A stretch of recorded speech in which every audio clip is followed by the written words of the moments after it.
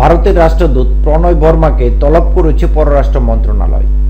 সোমবার ত্রিপুরায় বাংলাদেশের সহকারী হাইকমিশনে উগ্র হিন্দুরা গেট ভেঙে ঢুকে পড়ে এবং পুলিশের উপস্থিতিতে ভাঙচুর চালায়। অফিসিয়ালি এর প্রতিবাদ জানানোর জন্য পররাষ্ট্র মন্ত্রণালয়ে রাষ্ট্রদূতকে তলব করা হয়েছে। তলব পেয়ে মঙ্গলবার বিকাল 4টায় রাষ্ট্রদূত পররাষ্ট্র মন্ত্রণালয়ে আসেন। ভারপ্রাপ্ত পররাষ্ট্র সচিব রিয়াজ হামিদুল্লাহ রাষ্ট্রদূতের সঙ্গে রাষ্ট্রদূত বৈঠক করেছেন। ঢাকায় নিযুক্ত ভারতীয় হাইকমিশনার প্রণয় ভার্মা সাংবাদিকদের বলেছেন, যাই হোক, আমরা বন্ধু থাকব।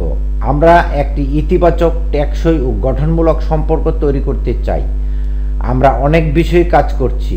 অনেক বিষয়ে আমাদের পারস্পরিক নির্ভরশীলতা রয়েছে। আমাদের ইতিবাচক সম্পর্কে উভয় দেশের জনগণ উপকৃত হয়। ভারতীয় হাইকমিশনার বলেন, বিগত মাসগুলোতে আমাদের সম্পর্কে বেশ কিছু ইতিবাচক পরিবর্তন এসেছে।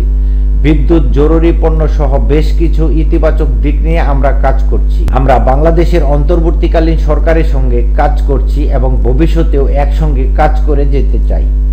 এর আগে সোমবার দুপুরে ভারতের ত্রিপুরা রাজ্যের আগরতলায় বাংলাদেশের সহকারী হাইকমিশনে হামলা করে হিন্দু সংগ্রাম সমিতি নামের একটি সংগঠন। এ সময় বাংলাদেশের জাতীয় পতাকা ছিঁড়ে ফেলে তারা।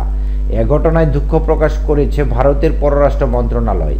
এ ঘটনাকে পূর্ব পরিকল্পিত বলে উল্লেখ করে বাংলাদেশ গতকাল সোমবার রাতে দেওয়া এক বিবৃতিতে পররাষ্ট্র মন্ত্রণালয় এ মন্তব্য করেন।